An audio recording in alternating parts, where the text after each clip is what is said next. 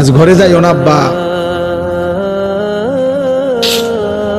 এই ছেলেরা যে কয়জন এখানে বসছো নামাজ পড়ো নাই, ঘরে যাইও না, ঘরে যাইও, মসজিদে যাইও, মসজিদে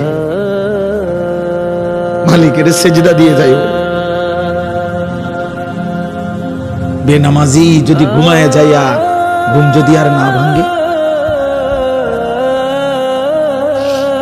রাত যদি আর ভোর না হয়, এই পৃথিবীর বাস্তবতা এটা। এজন্য আমি অনুরোধ করলাম, আল্লাহ বলেন বান্দা সব তো আমার প্রশংসা করবে না কেন? রব্বিল আলামিন, আমি তো জগৎ সমূহের পালন কর্তা, আমি শুধু সৃষ্টিকর্তা না যে বানাইয়া ছেড়ে দিছি। কোম্পানি আর জানে না তার মাল কোথায় গেছে। দুনিয়ার কোম্পানি তো এমন হয় যে কোম্পানি বানাইয়া ছেড়ে দিছে, বাজারজাত করে দিছে, প্রোডাক্ট করে, এখন আর কোম্পানি জানে না তার মাল কোথায়। রব বলেন না, আমি এমন মালিক না, আমি রব।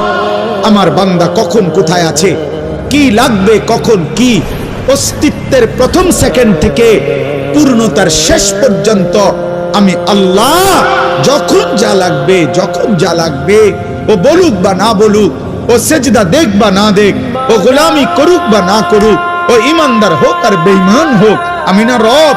ওরে না আমি বানাইছি, আমি না খাওয়াইয়া রাখবো কেমন?